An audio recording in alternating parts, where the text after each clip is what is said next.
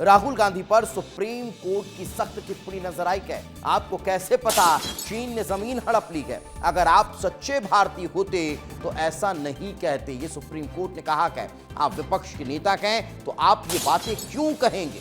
भारत जोड़ो यात्रा के दौरान राहुल ने यह टिप्पणी की थी और सेना पर यह टिप्पणी की गई थी। यह कहा गया था कि चीन ने भारत की जमीन को अपने कब्जे में ले लिया है, भारत की जमीन चीन ने हड़प ली है।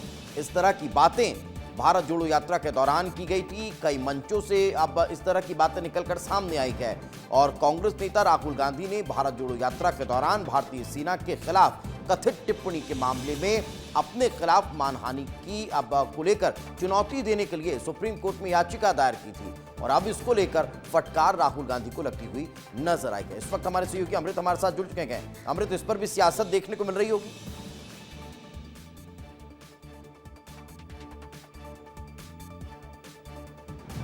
ये बयान दिया था उसके बाद से ही जो है सियासत तेज हो गई थी और आवाज़ें उठने लगी थी और उनके बयान को आपत्तिजनक जो है खासतौर पर राजनीतिक गलियारों में ज़रूर कहा गया था। और जब इस मामले में जब मानहानि का जो है केस मुकदमा ठोका गया तो उसको लेकर के फिर राहुल गांधी उनकी टीम जो है वो सुप्रीम कोर्ट भागी। सुप्रीम कोर्ट ने हालांकि इसको लेकर भी सवाल उठाया कि हाई कोर्ट में भी आपने गलत लाइन इख्तियार किया और यहाँ पे आप पहुँचे हैं। और साथ ही साथ उसने कहा कि आप नेता प्रतिपक्ष हैं, आपको इस तरह के बयान नहीं देना चाहिए, खासतौर पर सेना पे। आपको कैसे पता है कि 2000 वर्ग किलोमीटर की जमीन जो है वो चाइना ने कब्जा किया है? आपको बता दें कि 2023 में राहुल गांधी ने जब भारत जोड़ो यात्रा कर रहे थे उस दौरान उन्होंने यह टिप्पणी की थी और कहा था कि उन्हें सेना के एक रिटायर्ड अधिकारी ने बताया है और ये जानकारी दी है कि चीन ने 2000 वर्ग किलोमीटर की जमीन हड़प ली है। तो बोले कि इस तरह की बातें जो करते हैं आप, उनका आधार क्या? आप ये बातें जो है सदन के भीतर क्यों नहीं कहते हैं? हालांकि जब उन्होंने जब जज ने यह बात कही थी तो उसके बाद उनके जो वकील अभिषेक मनु सिंघवी ने कहा कि राहुल गांधी चूंकि एक नागरिक भी है और आर्टिकल